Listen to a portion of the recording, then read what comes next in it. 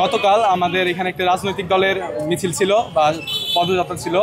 তারা তাদের টাঙ্গাইলের যে কেন্দ্রীয় নেতৃবৃন্দ তারা আমাদের স্কুলে যায়, শিক্ষকদের অনুমতি ব্যতীত তারা বিভিন্ন ক্লাসরুমে প্রবেশ করে। এরপর হচ্ছে শিক্ষার্থীদের বিভিন্ন কথা বলে, মানে অরাজনৈতিক কথা বলে, যে এটা কোনো রাজনৈতিক না এই বলে শিক্ষার্থীদের বের করে নিয়ে যায়। শিক্ষার্থীরা ভাবছে হয়তো এটা অরাজনৈতিক, যেহেতু ক্লাসের ভিতরে ঢুকে গেছিলো সেহেতু ভাবছে হয়তো প্রধান শিক্ষকের ডিসির অনুমতি আছে। এরা শিক্ষা প্রতিষ্ঠান প্রবেশ করার পর ক্লাসে যে টিচার ছিল তাদের কোনো তোয়াক্কা না করে তাদের ঘোষণা শুরু করে দেয়। এরপর শিক্ষকরা মানে তারা আমার কাছে যেটুকু শুনছি তারা বলছিল হচ্ছে আন্দোলন করছো কে, যারা আন্দোলন করছো কাইন্ডলি একটু দাঁড়াও। তারা দাঁড়াইছে, যেহেতু আন্দোলন করছে তারা বেরোয় আসছে।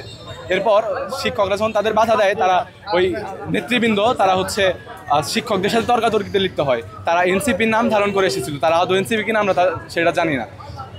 এরপর পরিস্থিতি যখন স্বাভাবিক দিয়ে যায়, তারা যখন বিশৃঙ্খলা সৃষ্টি করে, শিক্ষকদের সাথে তর্কাতর্কি করে, তখন শিক্ষকরা বাধ্য হয় মর্নিং শিফট ছুটি দেওয়ার জন্য। মর্নিং শিফট ছুটি দেওয়ার পর তারা বাসায় চলে যাওয়ার কথা। তারা গিয়েছিল ওই মিছিলে, তারা এই দিক দিয়ে মানে রানিং মিছিল করে। ফেসবুকে প্রচুর পরিমাণ লেখালেখি হচ্ছে বিন্দুবাসিনীর ছেলেদের, যেখানে তাদের ভোটার অধিকার হয় না, তাদের বয়স হয় না ভোট দেওয়া, তারা কেন রাজনৈতিক মিছিলে যাবে? তারা কোনো সাংস্কৃতিক মিছিলে গিয়েছিল না, তারা গিয়েছিল না সাংগঠনিক মিছিলে, তারা গিয়েছিল রাজনৈতিক মিছিলে। আমরা এর প্রতিবাদ চাই। কেন শিক্ষার্থীদের, ষষ্ঠ থেকে দশম শ্রেণীর শিক্ষার্থীদের কেন রাজনৈতিক মিছিলে যাওয়ার জন্য উস্কানি দেওয়া হয়েছিল? তারা এনসিপির নাম বলে ছাত্রদের বের করে নিয়ে আসছে এবং তারা বলছে এটা তোমাদের জুলাই সনদ, এছাড়া আরও বিভিন্ন বুঝাইছে, মানে এটা অরাজনৈতিক সংগঠন। কিন্তু আমরা ফেসবুক, টিভি সব জায়গায় নিউজে দেখছি এটা এনসিপির পলিটিক্যাল একটা প্রোগ্রাম। এখানে কেন আমাদের ছাত্র সমাজ যাবে? গতকাল যে ঘটনাটা ঘটেছে আমার ছোট ভাইদের সাথে, এটা খুবই নেক্কারজনক একটা ঘটনা।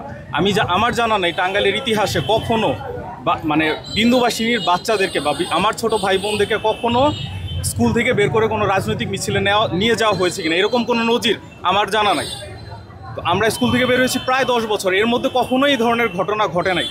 এবং আমি এটা একদম স্পষ্টভাবে বলতে চাই, আপনি যে রাজনৈতিক দলেরই হন, আপনি যদি টাঙ্গাইলে জনপ্রিয়তা হারাতে চান, আপনি বিন্দুবাসিনীকে একটা খোঁচা দেওয়াই যথেষ্ট।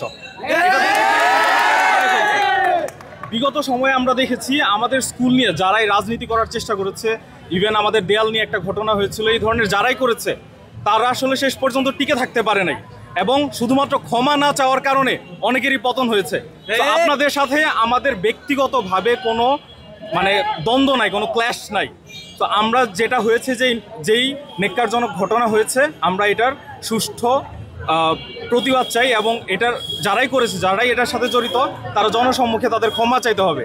এবং এই বিদ্যালয়ের সাথে যারা মানে এই বিদ্যালয়ের বাচ্চাদেরকে যারাই রাজনৈতিক মিছিলে নিয়েছেন, তারা শুধুমাত্র বাংলাদেশের আইন লঙ্ঘন করেন না। আমি একজন অ্যাপ্রেন্টিস লয়ার হিসেবে বলতে চাই, আপনারা ইউনাইটেড নেশনের একটা ইন্টারন্যাশনাল ট্রিটি, যেটা হলো